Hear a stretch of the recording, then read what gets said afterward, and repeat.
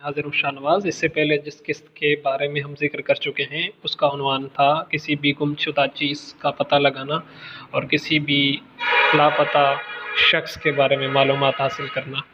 اگر ہماری گزری ایک ساتھ آپ دیکھنا چاہتے ہیں اور عملیات کی مکمل معلومات حاصل کرنا چاہتے ہیں تو ڈسکرپشن میں ہم نے تمام لنکس دے دیے ہیں، آپ وہاں سے حاصل کر سکتے ہیں یا تمام ایک ساتھ ہماری دیکھ سکتے ہیں۔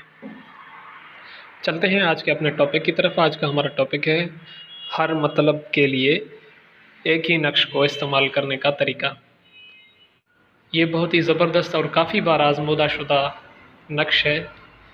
اس نقش کو ہر قسم کے مطلب کے لیے استعمال کیا جاتا ہے اور اس نقش سے کافی سارے فوائد حاصل ہو سکتے ہیں۔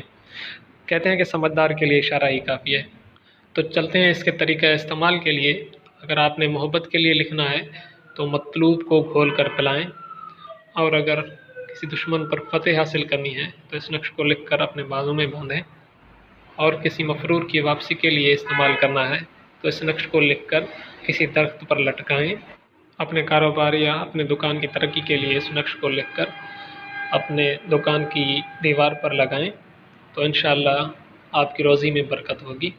یہ نقش کئی بار آزمودہ شدہ ہے، آپ بھی استعمال کریں۔ اس کے بعد ہم سر درد کے لیے جو عمل ہیں وہ آپ کو بتانے جا رہے ہیں۔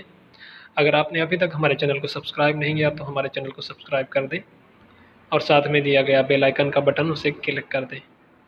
تو ملتے ہیں اگلی قسط میں۔